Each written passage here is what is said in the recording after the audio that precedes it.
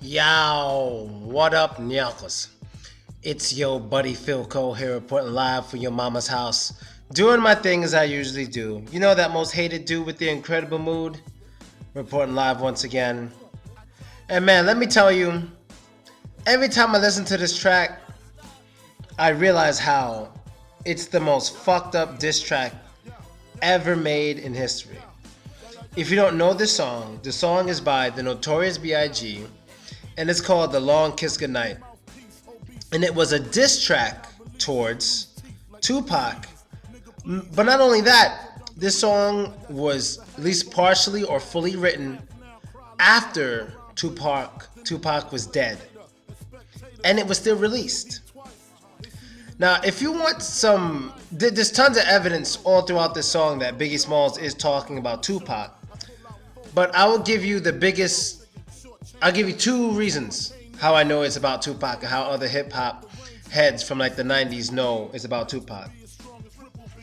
Now, people say this song was written before Tupac died, which is literally impossible. Because during the song he speaks of how he used to be strong and whatever until Lil C's crippled him.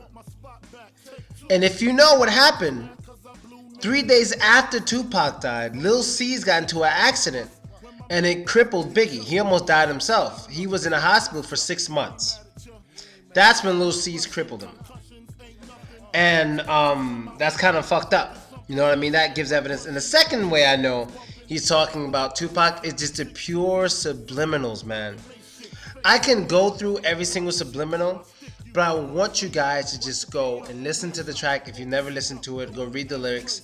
You'll see the unbelievable amount of subliminals in the track. So we know this was released after Tupac was dead because Lil C's crippled him after Tupac died, 3 days after, okay? And the fact that, Puff Daddy's in the background saying, we're not talking about any other rappers but you.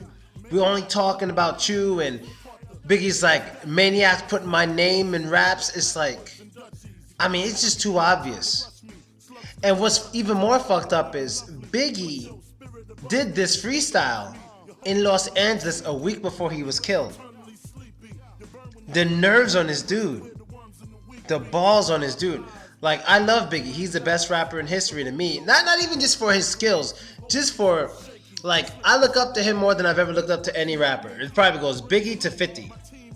But Biggie taught me it's cool to be yourself. That's what Biggie taught me. It's cool to be yourself. Don't let anybody scare you. Niggas ain't shit until they do something. You know what I mean? And I learned all that from him. You know what I mean? What I learned from 50 is more like, if you get hit, don't stop, keep doing what you're doing. Don't let people scare you from doing what you're doing. That kind of stuff. But it was real disrespectful, man. It was real fucking fucked up. It was real fucked up, you know what I mean, for him to do that shit. So, that is crazy. So, all I want to say is, I don't know if you know much about the whole Lil C's, blah, blah, blah, blah, blah. But I'll tell you this one thing. Biggie was a dick. Now, he's the biggest idol I've ever had from the hip-hop scene. But he was a dick. He was disrespectful. I don't have a problem with people being cocky, but he was disrespectfully cocky, especially with the shit he was saying after Tupac died. With no remorse, no second thought. Like, even if he's saying something true, sometimes you may not want to say certain things like right after that dramatic moment. So, for example, Tupac dies. Right after his death, this dude, and people are still hurting over his death, they're still asking about his death, he's still coming out saying, I'm the best rapper, I've always been the best rapper. It's like, give it some time. You know what I mean? Like, that. It's just, but that's how he is. That's how he was. He never gave a fuck. And then sometimes I wonder, is that how I am? I don't think so, though. Because the thing is, I don't pay anyone any attention. I don't shoot subliminals to anybody. I just mind my business. And I'm sponsored by haters. My apartment, and a limousine, housekeeper, anything I fucking have right now is because of haters. Everything I have is sponsored by haters.